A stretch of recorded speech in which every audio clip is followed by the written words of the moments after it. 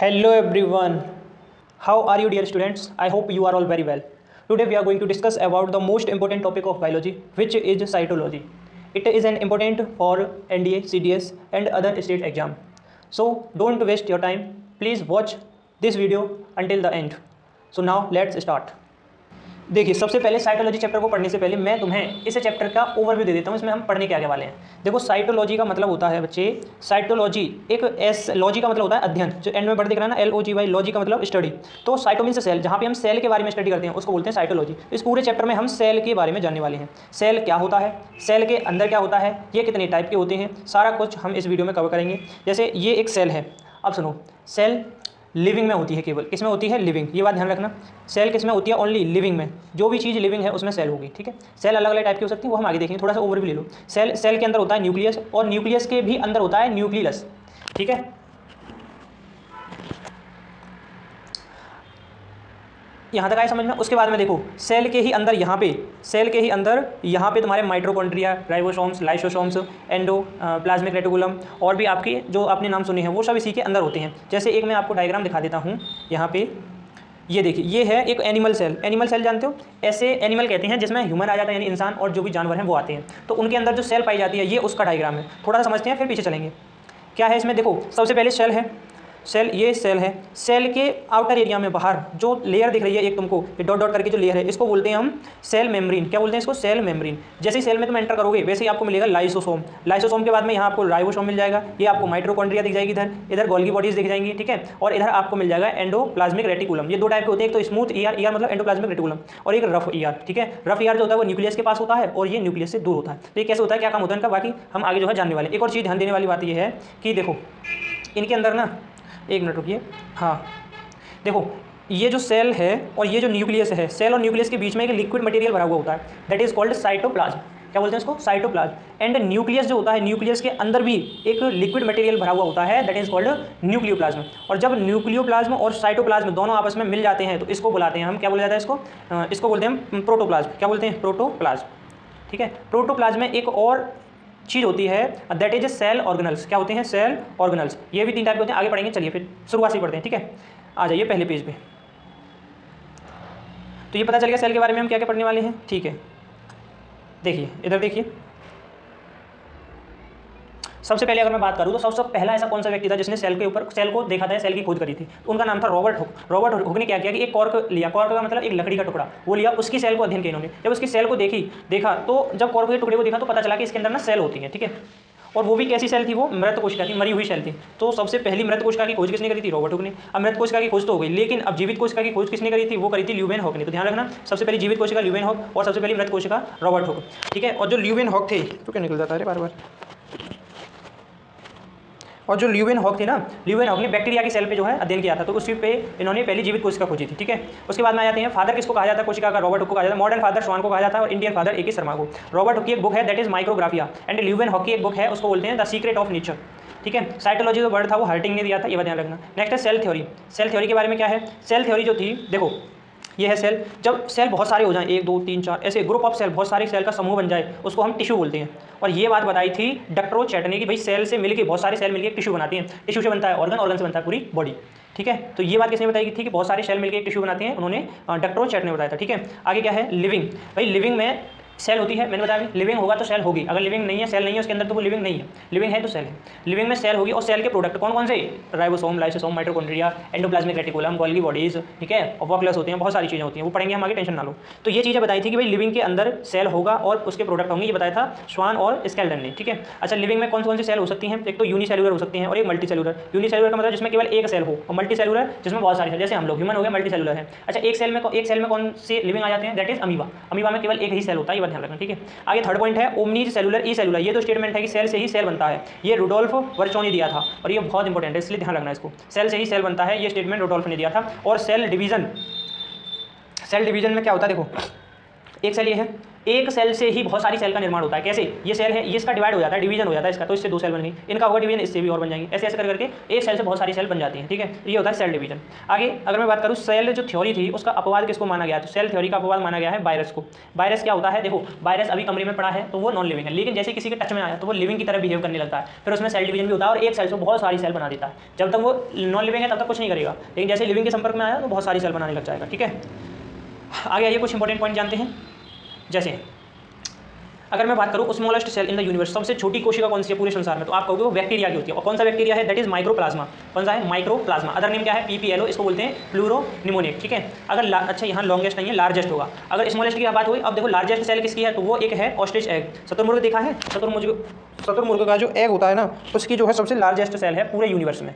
ठीक है, किसकी? शुतुरमुर्ग की सबसे लार्जेस्ट सेल पूरे यूनिवर्स में। अगर मैं ह्यूमन बॉडी की बात करता हूँ तो ह्यूमन बॉडी में स्मॉलेस्ट सेल जो होती है वो स्पर्म होता है। स्पर्म जो होता है हमारा मेल का, उसकी जो सेल है वो सबसे स्मॉलेस्ट है। सबसे लार्जेस्ट जो सेल है वो ओवेरा की, ओवा बोल लो उसको, एग होता है ना फीमेल के अंदर। ठीक है, ओवेरी उसकी होती है सबसे लार्जेस्ट सेल। और सबसे लॉन्गेस्ट सेल न्यूरॉन होते हैं। न्यूरॉन जो हमारे क्या होते हैं? ब्रेन में पाए जाते हैं। ब्रेन की जो सेल होती है ना वो सबसे लॉन्गेस्ट सेल होती है।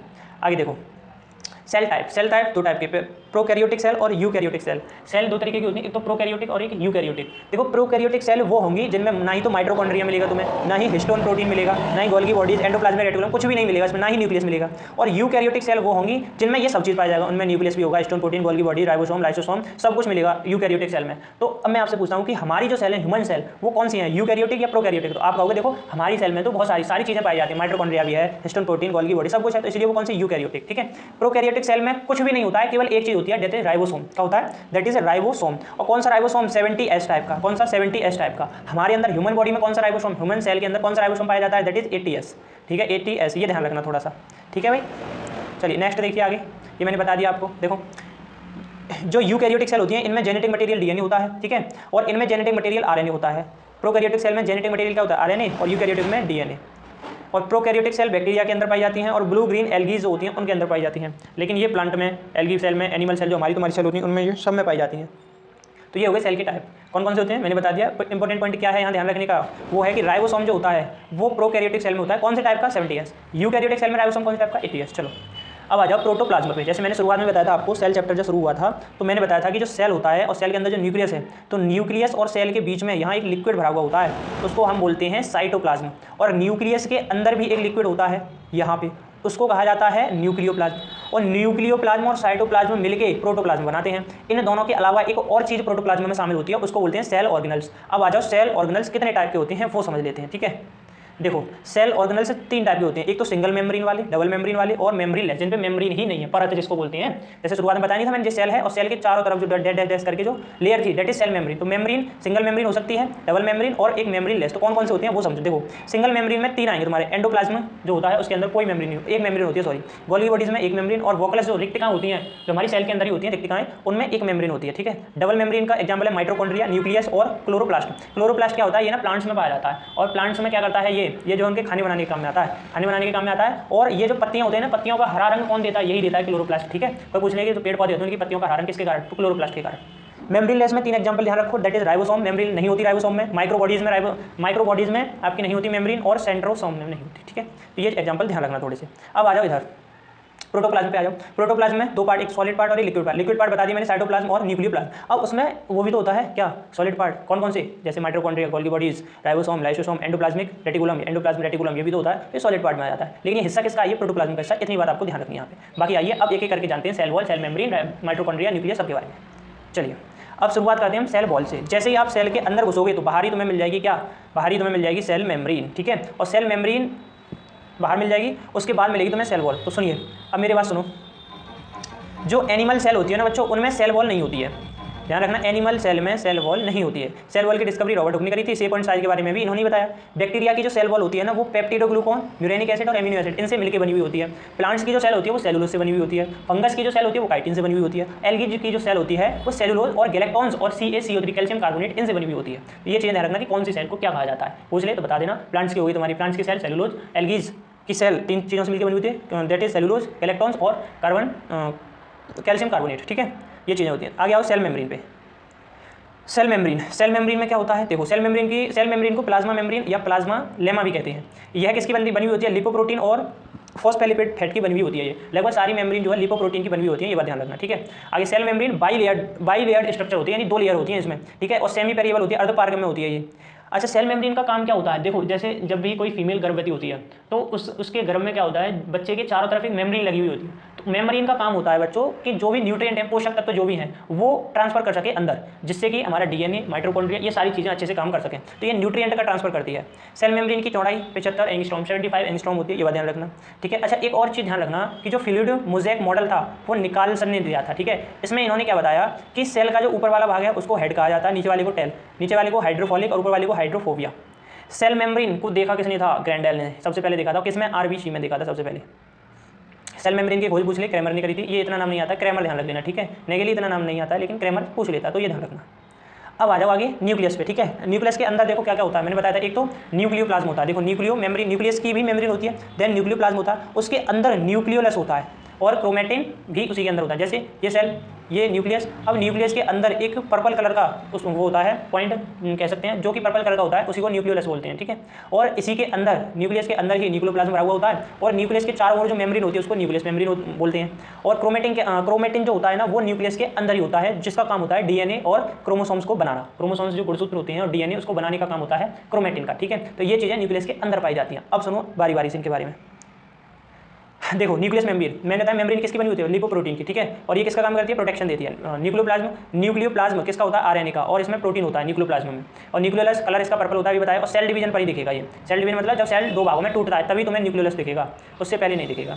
क्रोमेटिन मैंने बताया, क्रोमेटिन का धागेनुमा संरचना होती है, डीएनए और क्रोमोसोम्स बनाती है ये, ठीक है। अच्छा, न्यूक्लियस के अंदर ना न्यूक्लिक एसिड भी होता है, और न्यूक्लिक एसिड दो टाइप का होता है, एक तो डीएनए और एक आरएनए। डीएनए मतलब deoxyribonucleic acid, RNA ribonucleic acid. DNA का जो मॉडल था, helix model, double helix model, देखो एक तो ये सिंगल और ये डबल, तो डीएनए का डबल हेलिक्स मॉडल दिया था वाटसन और क्रिक ने, और आरएनए का सिंगल हेलिक्स मॉडल दिया था फ्रेडरिक ने, तो ये ध्यान रखना, ठीक है। अब देखो डीएनए और आरएनए पॉलीन्यूक्लियोटाइड्स होते हैं। अब ये न्यूक्लियोटाइड्स क्या होते हैं, इनको समझो। न्यूक्लियोटाइड बेसिकली 3 टाइप के होते हैं। कौन कौन से 3 टाइप होते हैं न्यूक्लियोटाइड्स में, एक तो शुगर, फॉस्फेरिक एसिड और नाइट्रोजनस बेस। देखो शुगर की बात करूँ तो डीएनए में 2 राइबोज शुगर होती हैं और आरएनए में केवल एक ही होता है। फॉस्फेरिक एसिड की बात करूँ मैं तो डीएनए में डबल हेलिक्स, देखो फॉस्फेरिक एसिड का मतलब होता है ये जो संरचना होती है ना डीएनए की, इसके जो आउटर एरिया है, ये जो लाइन बनी हुई है, ये फॉस्फेरिक एसिड की बनी हुई है। तो इसमें 2 लाइनें बनी हुई थी फॉस्फेरिक एसिड की, लेकिन इसमें क्या होता है, आरएनए में सिंगल लाइन बनी हुई होती है, ठीक है। नेक्स्ट नाइट्रोजनस बेस, इसको बोलते हैं एन युक्त क्षार, एन मतलब नाइट्रोजन युक्त क्षार हिंदी में। 2 टाइप, पहला प्यूरिन और दूसरा पिरिमिडिन।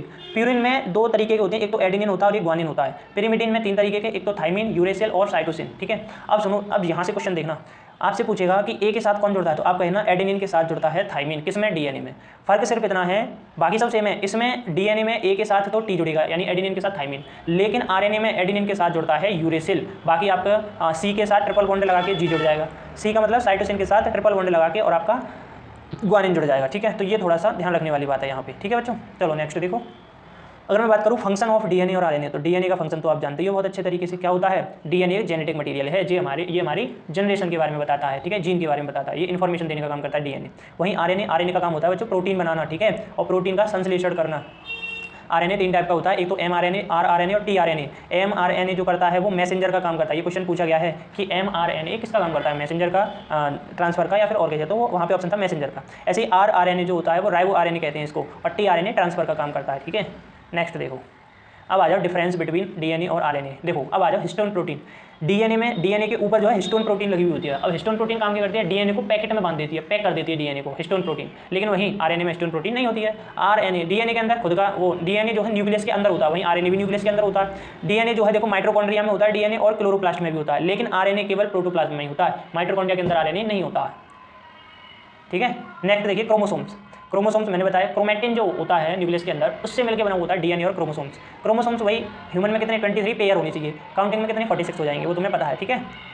अच्छा देखिए क्रोमोसोम्स जो है वो डीएनए और हिस्टोन प्रोटीन इनसे मिलकर बना हुआ होता है। डिस्कवरी करी थी फ्लेमिंग ने इसकी, और ये सब जितनी भी लिविंग बॉडी में सब में पाया जाता है। ह्यूमन बॉडी में 23 पेयर क्रोमोसोम्स होते हैं, और 23 पेयर क्रोमोसोम्स होते हैं। 2 टाइप के होते हैं, एक तो ऑटोसोम्स और एक एलोसोम्स। ऑटोसोम्स में मेल और फीमेल में सेम क्रोमोसोम्स होंगे, और वहीं एलोसोम्स हो गया तो मेल और फीमेल में डिफरेंट क्रोमोसोम्स हो जाएंगे। जीन की बात अगर मैं करूँ तो स्मॉलेस्ट यूनिट ऑफ जेनेटिक की सबसे छोटी इकाई यही है जीन। और जीन कहाँ, क्रोमेटिन के ऊपर जीन पाया जाता है, ऐसे dot dot dot dot dot dot इस तरीके से, जो ब्रीड जैसी आकृति होती है इनकी। एक जीन केवल एक ही गुण को बताता है, और ह्यूमन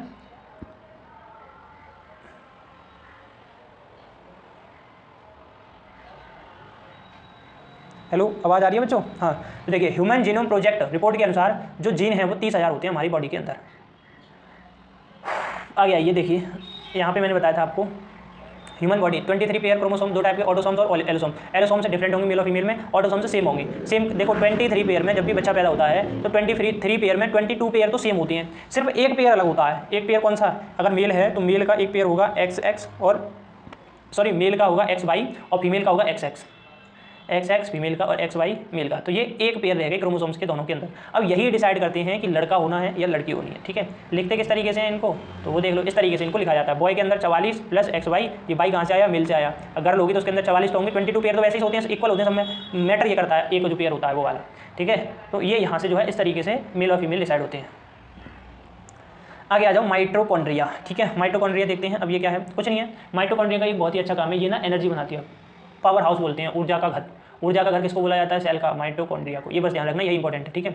न्यूक्लियस के बाद सेकंड लार्जेस्ट होती है ये, और न्यूक्लियस खुद का डीएनए होता है इसके पास। राइबोसोम कौन सा होता है? 70S टाइप का, आधे से ज़्यादा काम खुद अपना ही कर लेती है ये, ठीक है। और डबल मेम्ब्रेन वो बता दिया मैंने, डबल मेम्ब्रेन वाली होती है माइटोकॉन्ड्रिया। देखो डीएनए के अंदर क्रोमोसोम, क्रोमोसोम के अंदर जीन होता है। कैसे बताऊँ मैं? न्यूक्लियस देखो, ये सेल, सेल के अंदर न्यूक्लियस, न्यूक्लियस के अंदर डीएनए, डीएनए के अंदर क्रोमोसोम, क्रोमोसोम के अंदर जीन होता है। इस तरीके से थोड़ा सा ओवरव्यू ले लो।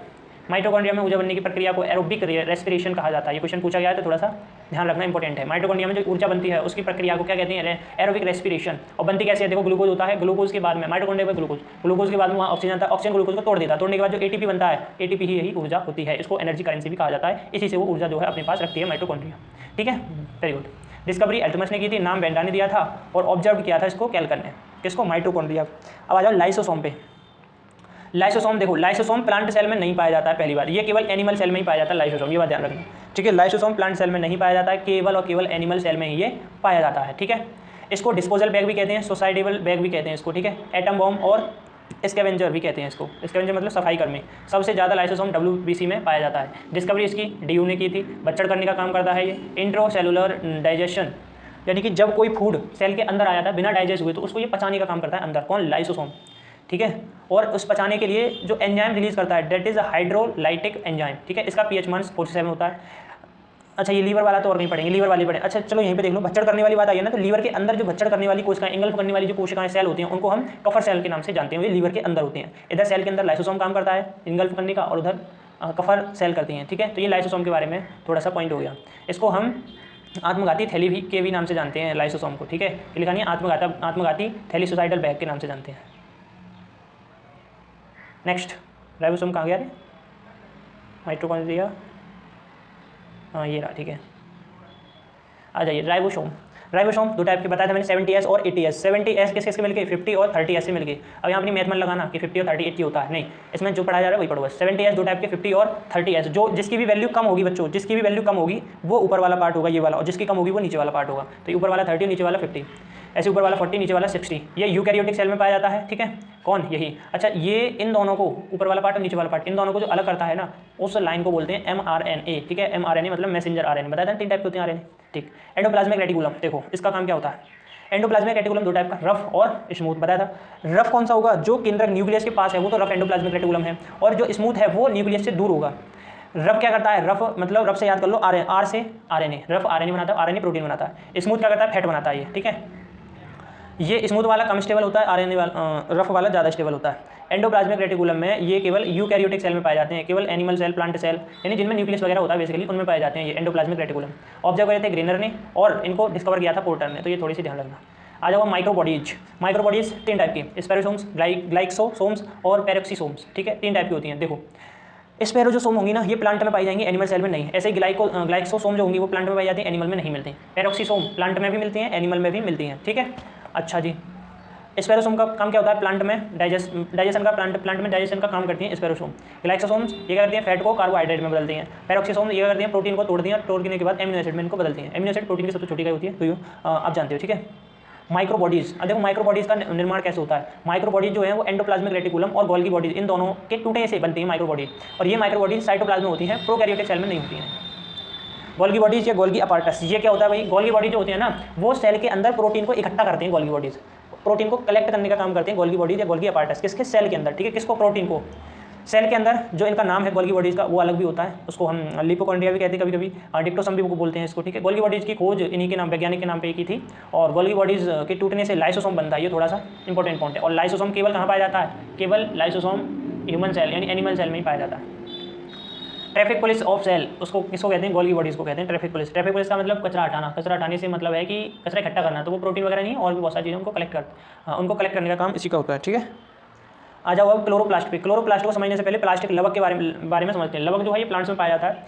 लवक क्या करता है, प्लांट को कलर देने का काम करता है। लवक 3 टाइप का होता है, क्लोरोप्लास्ट, क्रोमोप्लास्ट और ल्यूकोप्लास्ट। देखो क्लोरोप्लास्ट मैंने बताया था ऐसा पिगमेंट का मतलब जो किसी को रंग दे, ऐसा पिगमेंट जो पेड़ पौधों को हरा रंग देता है वो क्लोरोप्लास्ट हो गया। हरा रंग के अलावा जितने भी रंग मिलते हैं पेड़ पौधों को, जैसे टमाटर लाल रंग का हो जाता है, मिर्च लाल रंग की, वो सब कौन सा पिगमेंट है, क्रोमोप्लास्ट, ठीक है, क्रोमोप्लास्ट। और ल्यूकोप्लास्ट जो होता है वो प्लांट की रूट में होता है, और रूट में भी ये स्टोरेज का काम करता है। स्टोरेज का काम कैसे, जैसे एमाइलोप्लास्ट। एमाइलोप्लास्ट क्या हो गया, ये रूट में कार्बोहाइड्रेट को स्टोर करेगा, एल्यूरोप्लास्ट प्रोटीन को स्टोर करेगा, और जो इलियोप्लास्ट है ये आपके फैट को स्टोर करता है प्लांट्स की रूट में, ठीक है। तो यहाँ तक आपका सेल के अंदर जितने भी कंपाउंड थे, सेल के ऑर्गेनल्स, वो सारे खत्म हो गए। अब बात करते हैं सेल डिवीजन के बारे में, ठीक है। देखिए सेल डिवीजन 3 टाइप के होते हैं, 3 टाइप से होता है। पहला ए माइटोसिस और मियोसिस। ए माइटोसिस जो सेल डिवीजन है ना, वो केवल बैक्टीरिया के अंदर होता है, और ए माइटोसिस में आपका क्रोमोसोम्स का विभाजन नहीं होता है, क्रोमोसोम्स नहीं टूटता है। सेल डिवीजन तो समझ रहे हो ना, सेल का 2 भागों में टूट जाना, सेल डिवीजन। माइटोसिस जो होता है इसकी खोज फ्लेमिंग ने करी थी। इसमें एक सेल से 2 सेल बन जाती हैं, ये एक सेल है, माइटोसिस हो गया, 2 सेल बन गई। तो ये किसमें होता है, 1 से 2 सेल बनना माइटोसिस में होता है, ठीक है। इनमें 2n सेल डिवीजन होता है, 2 1 नहीं है तो 2n। और इधर देखो, अच्छा कंपैरिजन के साथ पढ़ा रहा हूँ, सुनो।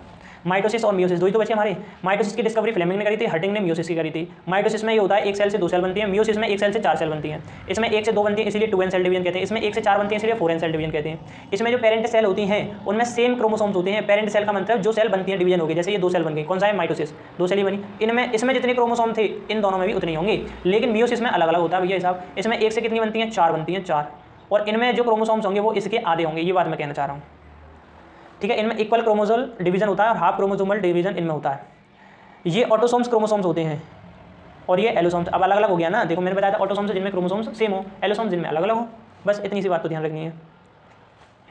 आगे देखिए, एलोसोम्स क्रोमोसोम्स में होता है और ये रिप्रोडक्टिव सेल स्पर्म और ओवेरा में होते हैं। कौन से, आपका मियोसिस सेल डिवीजन जो होता है वो स्पर्म और ओवेरा वगैरह में, ये उसमें होता है। बाकी ऑटोसोम्स जो है, अभी ये बताओ, एलोसोम्स अलग, एलोसोम्स का मतलब होता है जहाँ क्रोमोसोम्स अलग हो जाएं। अब ये बताओ अलग कहाँ होंगे, या तो ओवेरी में होंगे या फिर स्पर्म में होंगे, वहीं तभी तो लड़का लड़की डिसाइड होता है भाई। तो बाकी तो ये सारे जितने भी ऑर्गन है वो सारे सेम ही होंगे, ठीक है। सोमेटिक सेल काय कोश का जो काया बनाते हैं, ठीक है, हाथ बनेगा तो same chromosomes, mouth, leg, chest और बाकी सब ये सेम क्रोमोसोम। अलग कहाँ होंगे, खाली रिप्रोडक्टिव सेल अलग होते हैं, एक तो स्पर्म और एक ओवेरी या ओवा, ठीक है। माइटोसिस के अगर प्रोसेस के बारे में बात करोगे, माइटोसिस सेल डिवीजन होता कैसे, तो 5 स्टेज होती हैं। पहला प्रोफेज, मेटाफेज, एनाफेज, टेलोफेज और साइटोकाइनेसिस। प्रोफेज में क्या होता है, प्रोफेज में जो न्यूक्लियस के अंदर की मेम्ब्रेन होती है, न्यूक्लियस मेम्ब्रेन, वो गायब हो जाती है। जब न्यूक्लियस मेम्ब्रेन गायब हो गई तो उसके अंदर, न्यूक्लियस के अंदर जो क्रोमोसोम्स होती है ना, वो दूर हटने लगते हैं, खिंचाव आ जाता है उनमें, ये मेटाफेज में होता है। और एनाफेज में क्या होता है, वो क्रोमोसोम से टूट जाते हैं, ठीक है, पोल पर पहुंचने के बाद उनका ब्रेकडाउन हो जाता है, क्रोमोसोम यहाँ टूट जाते हैं। टेलोफेज में क्या होता है, टेलोफेज में जो न्यूक्लियस मेम्ब्रेन है वो फिर से वापस आ जाती है। और साइटोकाइनेसिस में सेल डिवीजन हो जाता है पूरे तरीके से, जैसे ये सेल इस तरीके से बन रही थी, ठीक है, और इसके अंदर का न्यूक्लियस हो गया, फिर यहाँ से कट जाती है तो ये अलग बन जाता है, ये अलग बन जाता है, ये 2 सेल डिवीजन हो जाता है। ये लास्ट स्टेज होती है। सबसे ज़्यादा जो समय कौन सी फेज लेती है, प्रोफेज। सबसे कम समय लेती है साइटोफेज, साइटोकाइनेसिस बोल सकते हैं, कोई दिक्कत वाली बात नहीं है। अब आ जाओ मियोसिस पे। मियोसिस फेज में 5 प्रोसेस, वही पहले वाले, प्रोफेज, मेटाफेज, एनाफेज, टेलोफेज और बाई साइटोकाइनेसिस। बाई साइटोकाइनेसिस मतलब इसमें 2 बार सेल डिवीजन होगा, तभी तो 4 बनेंगे मियोसिस में। बाकी ऊपर वाले चारों सेम है। 5वां ये है कि इसमें जो है 2 बार सेल डिवीजन होता है, बस इतना ध्यान रखना है इसमें, ठीक है। तो ये जो है साइटोलॉजी वाला चैप्टर खत्म हो गया तुम्हारा। बाकी ये जो डायग्राम है पहले ही मैं बता चुका हूँ क्या क्या होता है। अब देखो थोड़ा बहुत समझ में आएगा तुमको इसमें। ये देखो, ये गोल्गी बॉडीज हो गई, इसमें माइटोकॉन्ड्रिया दिख रही है, रफ एंडोप्लाज्मिक रेटिकुलम, और ये स्मूथ वाला न्यूक्लियस जो अंदर वाला पार्ट है ना, जो पर्पल कलर का होता है, इसमें ब्लैक है, वो होता है न्यूक्लियस। न्यूक्लियस के भी अंदर जो होता है वो न्यूक्लियस होता है। न्यूक्लियस मेम्ब्रेन ये हो गया, सेल मेम्ब्रेन, लाइसोसोम, राइबोसोम, बाकी सब मैंने पढ़ा दिया, कोई दिक्कत वाली बात नहीं है। ऐसे ही हम चैप्टर वाइज जो शॉर्ट तरीके से हम कवर करते रहेंगे। और इसकी PDF आपको टेलीग्राम पे मिल जाएगी, टेलीग्राम का लिंक नीचे डिस्क्रिप्शन में मिल जाएगा, वहाँ से ज्वाइन कर लेना। बाकी